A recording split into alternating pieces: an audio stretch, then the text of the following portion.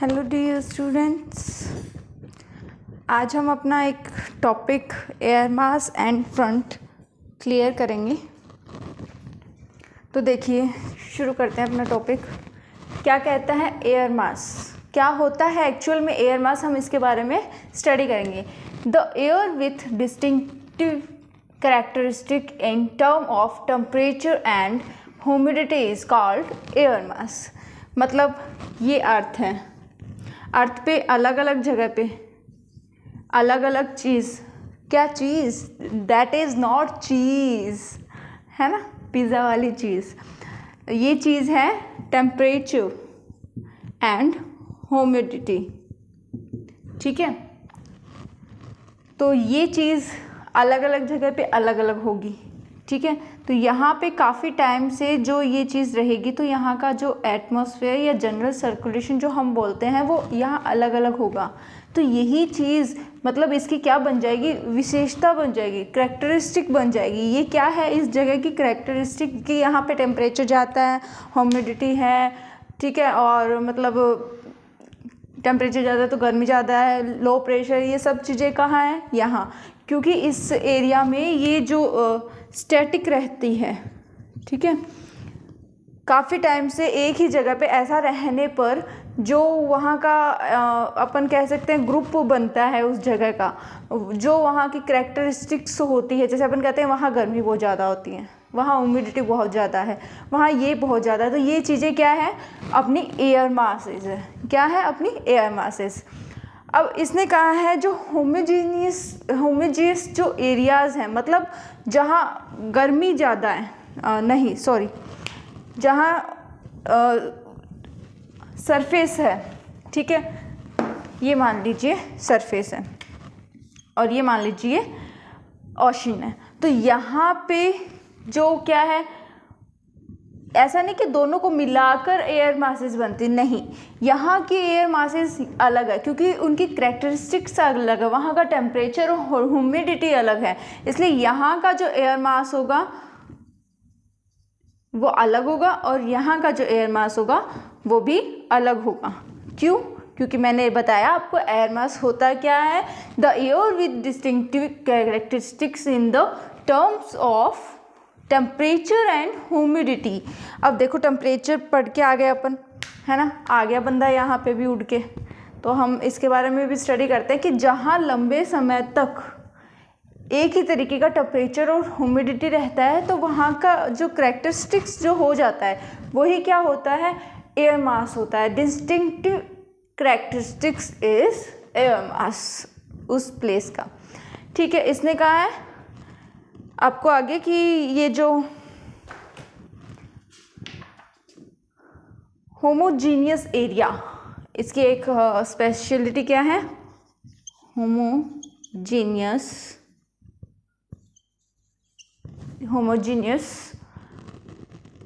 क्या एरिया, मतलब एक तरीके का एरिया, या तो वो क्या हो, लैंड हो या फिर क्या हो, वो ओशन हो, ठीक है। दोनों को मिलाकर ये ओशन हो गया, ऐसे नहीं कि दोनों को मिलाकर बनता है, नहीं, दोनों की जगह पे अलग अलग बनेगा, ठीक है। तो उसको ही लेकर उसके फर्दर पार्ट किए गए, पार्ट कह दीजिए या फिर कह दीजिए कि इनको क्लासिफाइड किया गया है सोर्स रीजन्स में। अब सोर्स रीजन्स क्या होते हैं, देखिए कि एयर मासेस को क्लासीफाई करना अलग अलग रीजन में, वही क्या है, सोर्स रीजन है। चलिए देखते हैं।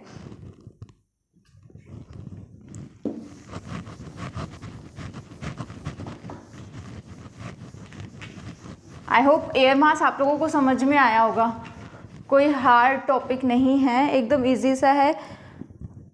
तो ये कहता है कि जो होमोजीनियस जो सरफेस है over which air masses form are called the source region. मतलब मैंने आपको बताया जो होमोजीनियस सरफेस है, इसका मतलब ये होता है कि एक समान सरफेस, या तो वो लैंड हो या वो क्या हो, ओशन हो। तो यही क्या होता है, यही क्या होता है, सोर्स रीजन। तो सोर्स रीजन के बारे में अब आप बता पाओगे कि the homogeneous surface over which air masses form, over which air masses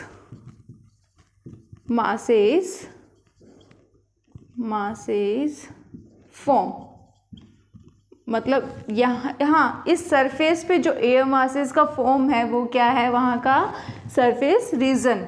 homogeneous surface के ऊपर जो एयर मास का फॉर्म बना हुआ है कि वहाँ की उस रीजन की कैरेक्टरिस्टिक्स क्या है, टेम्परेचर और ह्यूमिडिटी को लेके, तो वो क्या है, वहाँ का air masses form over the homogeneous surface is called source region. अब इसने 5 टाइप्स के सोर्स रीजन क्लासिफाइड किए हैं, वार्म, ट्रॉपिकल एंड सब ट्रॉपिकल। कहता है वार्म, ट्रॉपिकल एंड सब ट्रॉपिकल, ठीक है, रीजन। वार्म, ट्रॉपिकल एंड सब ट्रॉपिकल ओशंस। अब देखिए, अगर हम बात करें, ये अर्थ है, ठीक है, यहाँ पे अगर हम जनरल सी बात करें, कोई शेप कैसे भी हो मान लेना, हम मानने में क्या जाता है, ये थोड़ा सा इंडिया निकाल देते हैं ताकि समझ में आए। ये अफ्रीका हो गया, यहाँ पे ऑस्ट्रेलिया हो गया। अब देखिए, ट्रॉपिकल वार्म होगा, तो यहाँ पे जो ये मान लीजिए ऐसे, छोड़िए, यहाँ क्या है, ओशंस, ठीक है, ट्रॉपिकल पे, और यहाँ पे भी ओशन है। तो यहाँ पे ये क्या कहता है कि यहाँ की कैरेक्टरिस्टिक्स कैसी है, वार्म, ट्रॉपिकल एंड सब ट्रॉपिकल ओशंस। तो यहाँ का रीज़न बन रहा है अलग कि यहाँ पे जो गर्म हवाएं होगी, इस साइड तो क्या होगी, गर्म हवाएं होगी, और ये पोलर साइड आ जाता है, तो यहाँ पे क्या होगी, ठंडी हवाएं, टेम्परेचर क्या होगा, कम होगा, वहाँ पे प्रेशर क्या होगा, हाई होगा। तो यहाँ का जो कैरेक्टरिस्टिक्स है यहाँ का, वो क्या है, एयर मास क्या है यहाँ अलग इसकी बजाय। तो ये एक तो ये पार्ट कर दिया कि सब warm, tropical and subtropical ocean. फिर इसने दूसरा कहा है the subtropical hot desert, subtropical hot desert. अब देखिए, सब ट्रॉपिकल हॉट डेजर्ट, तो ये थोड़ा ना गलत सा बन गया। तो यहाँ पे देखिए सहारा है, सहारा, यहाँ पे भी क्या है, डेजर्ट है, यहाँ पे भी डेजर्ट है, ठीक है, यहाँ पे भी डेजर्ट है, और यहाँ पे भी डेजर्ट है एक, ठीक है, ऐसे करते हैं। तो ये डेजर्ट क्या है, सब ट्रॉपिकल हॉट डेजर्ट। तो यहाँ क्यों बोला है इसको, क्योंकि यहाँ की जो एयर मास की कैरेक्टरिस्टिक्स है उसको लेकर हमने क्या किया है, वहाँ के सोर्स रीजन बनाए हैं, क्लासिफाइड किए हैं, ठीक है, किसको, सोर्स रीजन को। तो अलग अलग टाइप में इसको फर्दर क्लासिफाई किया है। तो 3rd नंबर पे देखिए 5 मेजर सोर्स रीजन्स हैं, कितने, 5 major source regions. 3rd number पे है the relatively cold high latitude oceans, called high oceans, ठीक है, called high latitude oceans, latitude oceans. अब देखिए कहता है कि रिलेटिवली, तो यहाँ पे भी जो ओशंस हैं, तो यहाँ पे भी कैसे हैं, कॉल्ड। यहाँ की बात थी वार्म, तो ये वार्म की बात हुई, ठीक है।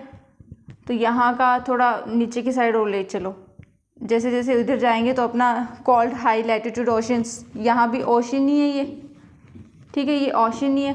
तो ये जो लैटिट्यूड पे ओशन है वो कैसा होगा, कोल्ड, और जो यहाँ पे ओशन है वो कैसा होगा, वार्म। ट्रॉपिकल एंड सब ट्रॉपिकल ओशंस बोल दिए यहाँ तक, सब ट्रॉपिकल, ठीक है, 30 डिग्री तक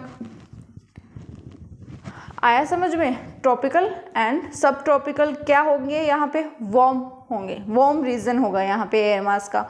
और फिर इसने कहा है सब ट्रॉपिकल हॉट डेजर्ट, तो जो ये ओशंस में बता दिया, ये कॉन्टिनेंट्स में बता दिया कि जो डेजर्ट पार्ट है उसको भी अलग रीजन में रखते हैं एयर मास के। फिर 4th नंबर पे बात करते हैं। 4th नंबर पे ये बोलता है कि the very cold snow covered continents in high latitude, snow covered latitudes on high। अब देखिए दोनों साइड क्या है, लैटिट्यूड है, स्नो कवर्ड है, तो रिलेटिवली क्या है यहाँ पे स्नो कवर्ड लैटिट्यूड्स, और वहाँ पे रीजन क्या है, कोल्ड है, बहुत ज़्यादा कोल्ड रीजन है, तो दोनों साइड है। तो इनको एक और मेजर इसका पार्ट कर दिया, क्लासिफाई कर दिया कि यहाँ की भी जो एयर मास है उनकी कैरेक्टरिस्टिक्स क्या है, अलग है। तो यहाँ पे भी अलग, यहाँ पे भी अलग, और यहाँ पे भी अलग, और जो ये है डेजर्ट, हॉट डेजर्ट होंगे तो ये भी अलग। अब एक 5th नंबर की बात करते हैं हम। तो 5th नंबर पे देखिए कौन सा हो जाएगा कि जो कॉन्टिनेंट हैं, permanently ice covered continents in the Arctic and Antarctic. ठीक है, अब देखिए यहाँ पे अंटार्कटिक है, ये स्नो कवर्ड थोड़ा नीचे ले लीजिए, यहाँ पे ले लीजिए स्नो कवर्ड, ठीक है, 4th वाला। अब इसने आर्कटिक बताया, आर्कटिक और अंटार्कटिक, टार्कटिका, ठीक है। तो ये टोटली क्या है, आइस कवर्ड है, टोटली क्या है, आइस कवर्ड। तो ये उसके सब पार्ट हो गए। देखिए हमने देखा था कि हमने 7 बेल्ट्स पढ़े थे, एक ट्रॉपिकल का, तो ट्रॉपिकल में क्या है, वार्म, ट्रॉपिकल एंड सब ट्रॉपिकल, 2 पार्ट बता दिए इसे, ठीक है। यहाँ देख लेते हैं फिर से कि ये क्या बता दिए इसने,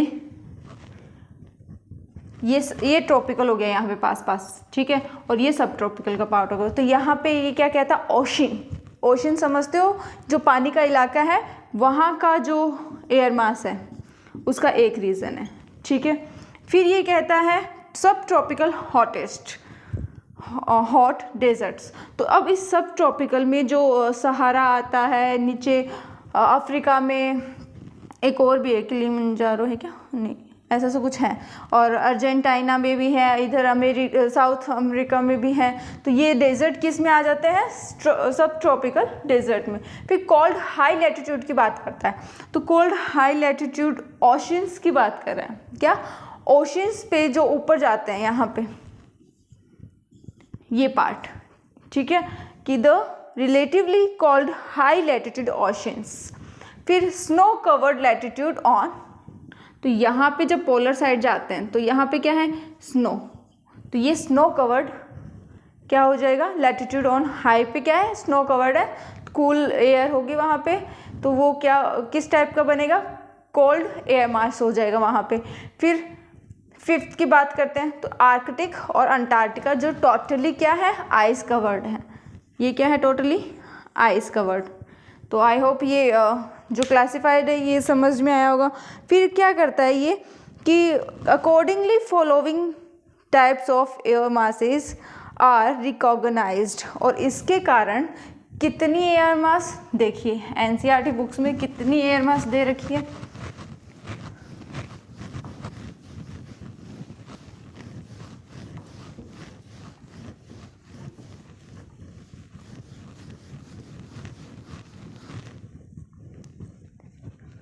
फाइव यहाँ बता रखी है।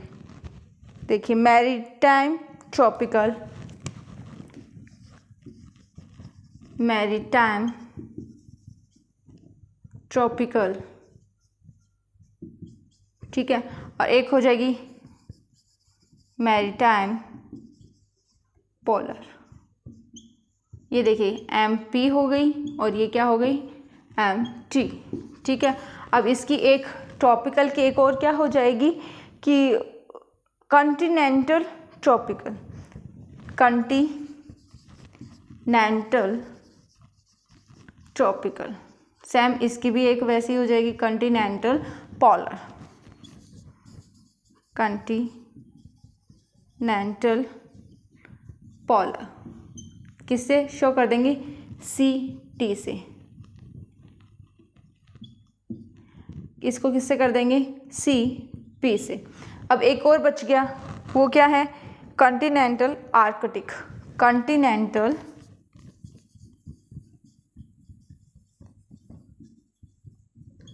Arctic CA। और बात करें जो अंटार्कटिका है उसको CAA से करेंगे, ठीक है, CAA से शो करेंगे। लेकिन बुक में अभी 5 है तो हम 5 के बारे में पढ़ेंगे। ये है क्या, following types of air masses जो पहचाने गए हैं, एयर मासेस के टाइप्स हैं।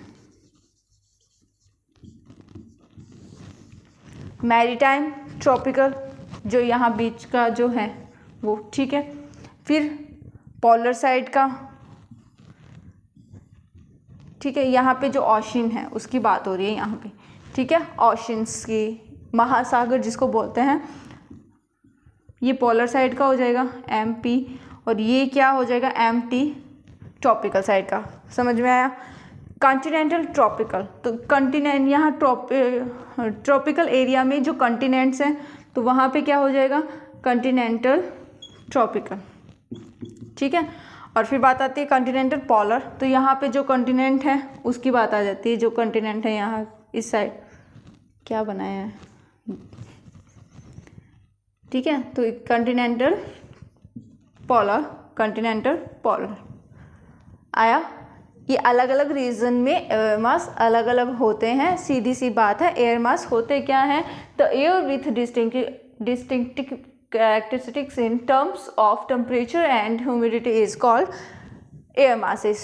तो इनको क्या मैंने आपको बता दिया कि जैसे यहाँ है, यहाँ की बात करें तो टेम्परेचर क्या है, अभी तो ठंडा ठंडा सा हो रहा है तो ठंडा है, और लेकिन ये कब लंबे समय तक क्या रहे, ऐसा ही रहे, इसलिए यहाँ पे क्या बनेंगे, एयर मासेस बनेंगे, ठीक है। टेम्परेचर और ह्यूमिडिटी इसकी क्या है, कैरेक्टरिस्टिक्स है। जहाँ पे ये ज़्यादा होंगे वहाँ पे अलग टाइप, क्योंकि और ये नहीं है कि अभी यहाँ पे थोड़ी गर्म हवा है और थोड़ी देर बाद में ठंडी हो जाएगी, तो वो वैसा नहीं, जैसे ईयरली रहता हो, ठीक है, टेम्परेचर वगैरह, तो उसके अकॉर्डिंग यहाँ पे इसके रीजंस क्या किए हैं, बांटे गए हैं। तो मेरे ख्याल से आपको ये समझ में आया होगा, नहीं आया तो एक बार बैक करके देख लीजिएगा। और बात करते हैं कॉन्टिनेंटल आर्कटिक की, तो ये कॉन्टिनेंटल आर्कटिक है CA, और यहाँ पे क्या है, अंटार्कटिका, ठीक है, तो वहाँ पे CAA बोल सकते हैं अपन उसको।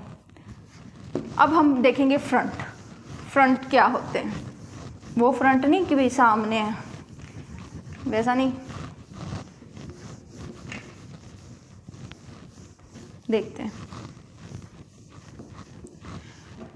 When two different air masses meet the boundary zone between them, जैसे यहाँ से ये कोल्ड हो गया, ठीक है, air mass, cold air mass, और ये क्या है, वार्म एयर मास, ठीक है। तो यहाँ पे ये जब कांटेक्ट करेंगे तो इनके बीच के जो बाउंड्री है वो क्या है, ये बाउंड्री का जो जोन है ये क्या है, फ्रंट। आया समझ में। जब two different air masses meet the boundary zone between them, अब देखिए कितने होते हैं, the process of formation of the front. अब इसकी प्रोसेस को क्या कहेंगे, फ्रंटोजेनेसिस,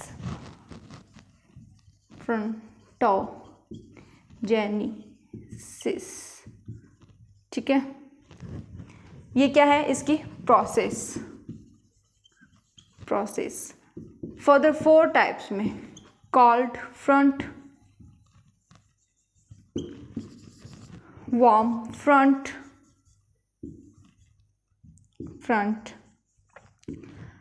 पहले ये देखिए कोल्ड फ्रंट क्या होगा कि कोल्ड एयर मास किसको स्ट्राइक करेगा, वार्म एयर मास को स्ट्राइक करेगा, ठीक है। तो वो वहाँ कोल्ड हो जाएगा और अपोजिट होगा वहाँ ये हो जाएगा। तो स्टेशनरी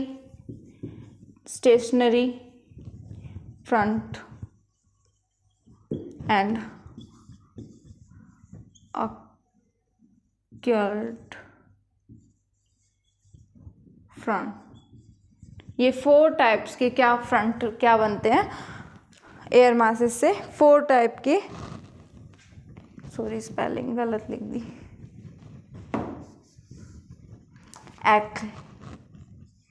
एक्लूडेड, ठीक है। ये 4 टाइप के फ्रंट्स बनते हैं। अब देखिए ये कैसे बनेंगे, देखिए जो फ्रंट क्या है स्थिर रहता है, मतलब मोशन में नहीं होता, ठीक है, कोई उससे फ़र्क नहीं पड़ता, जो स्टेशनरी ही रहता है, स्टेशनरी ही रहता है, जिससे कोई फ़र्क नहीं पड़ता, वो कैसा होता है फ्रंट, स्टेशनरी। जैसे अलग से पड़ा है बेचारा तो वो अलग से पड़ा रहेगा, ऐसे कोई आसपास की बाजू की कोई भी चीज़ इसको क्या इफ़ेक्ट नहीं करेगी, वो क्या है, स्टेशनरी फ्रंट। अब हम बात करते हैं कि जब कोल्ड एयर मास क्या करती है, मूव करती है। यहाँ क्या है, वार्म एयर मास है, ठीक है।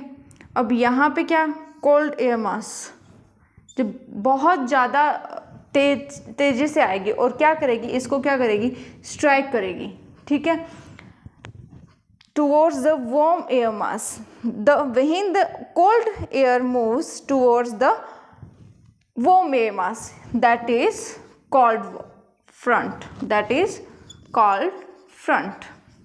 और opposite होगा, when warm air mass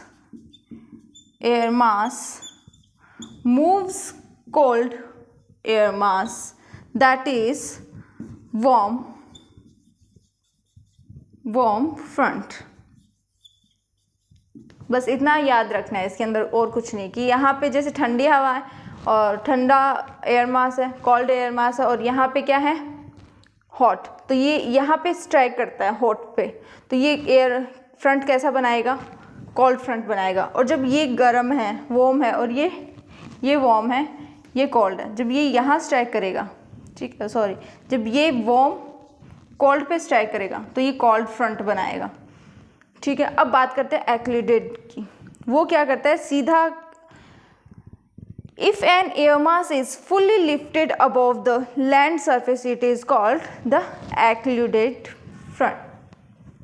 कहता है कि चाहे यहाँ पे वार्म हो, चाहे यहाँ पे क्या हो, कोल्ड एयर मास हो, जो सीधा क्या ऊपर उठ जाता है, जो सीधा ऊपर लिफ्ट हो जाता है, ठीक है, जो एयर मास सीधा लिफ्ट हो जाता है, इनसे क्या नहीं होता, अफेक्ट नहीं होता, वो क्या होता है, एक्लूडेट एयर मास।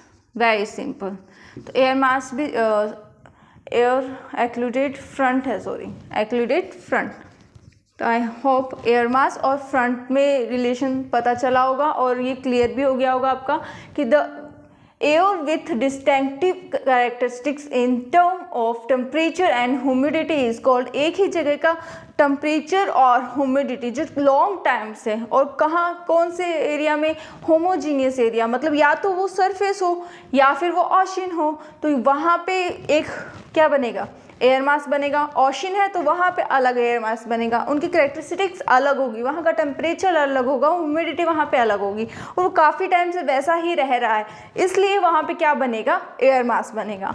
आई होप ये एयर मास आपको समझ में आया होगा, फ्रंट समझ में आएगा कि दो एयर मास होते हैं, जब उनके बीच के जो बाउंड्री होती है, जब ये मिलते हैं, ठीक है, मूव होते रहते हैं, थोड़े बहुत तो मूव होंगे ही, कुछ भी फिक्स नहीं होता अर्थ पे, है ना, जो हम पढ़ते हैं वो ऐसा ही नहीं रहता, वो क्या है, उसका एवरेज सिचुएशन है, ठीक है। तो जिस करके ये मूव थोड़े बहुत होते रहते हैं, तो जब ये इसके पास थोड़ा पास पास आते हैं तो यहाँ पे एक बाउंड्री बनती है, जो बाउंड्री बनती है उस जोन को क्या कहते हैं, फ्रंट कहते हैं। उनके बीच में जो सिचुएशन पैदा होती है वो क्या होती है, फ्रंट होती है। और फ्रंट की प्रोसेस क्या होती है, क्या कहलाती है, फ्रंटोजेनेसिस कहलाती है।